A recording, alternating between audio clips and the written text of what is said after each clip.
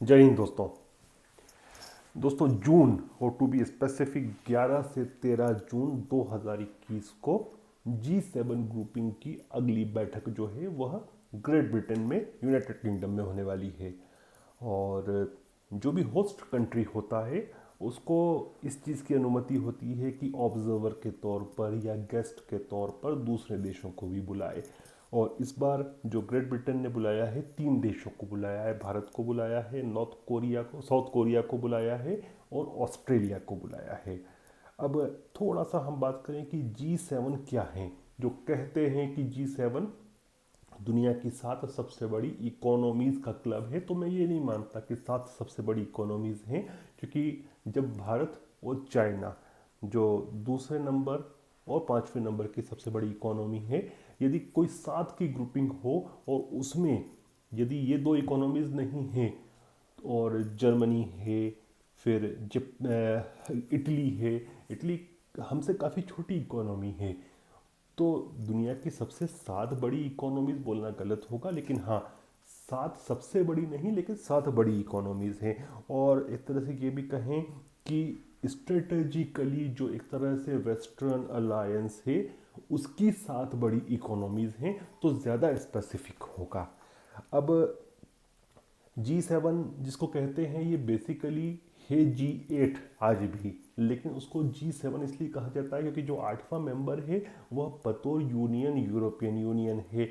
और चूंकि European union में ऑलरेडी 27 स्टेट्स आते हैं, तो एक ग्रुप की तरह वहाँ उसका रिप्रेजेंटेशन होता है। सारी राइट्स एंड ड्यूटीज उसके पास होती है, सिवाय इस चीज़ के कि वह चेयरमैनशिप, जो रोटेटरी चेयरमैनशिप है, वह नहीं ले सकता। और अब जापान जो है उसको थोड़ा सा इस बार समस्या लग रही है कि जो 3 कंट्रीज बुलाए हैं, जिसको गेस्ट की तरह बुलाना कोई समस्या नहीं, जिसमें भारत है, दक्षिण कोरिया है और ऑस्ट्रेलिया है।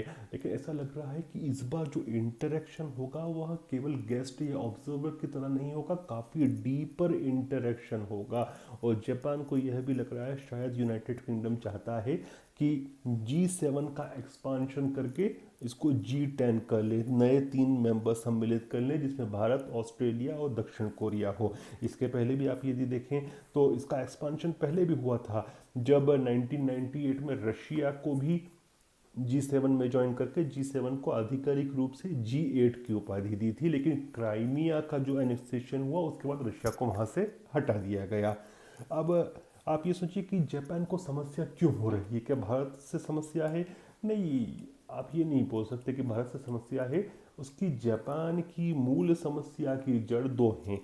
एक तो G7 की ग्रुपिंग में, क्योंकि बड़ा स्टेटस वाला बड़ा ग्रुप है और काफ़ी प्रभावशाली ग्रुप है, काफ़ी रिस्पेक्टेबल ग्रुप है G7।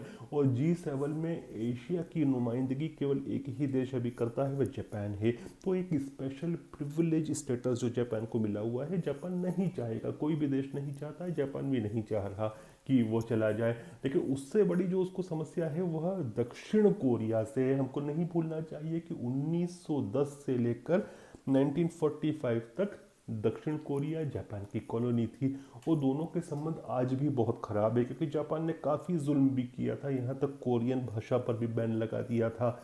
तो और उसके अलावा इन लोगों के आपसी ट्रेड रिलेशन भी बहुत ख़राब है, क्योंकि दोनों एक ही तरह की इंडस्ट्री के लिए कॉम्पीट करते हैं, चाहे इलेक्ट्रॉनिक कंपोनेंट्स हो, हाईटेक हो। ये सारी कंपनीज दक्षिण कोरिया में भी उपलब्ध हैं, ये सभी जो हैं वह जापान में भी उपलब्ध हैं। तो इन दोनों की प्रतिस्पर्धा है।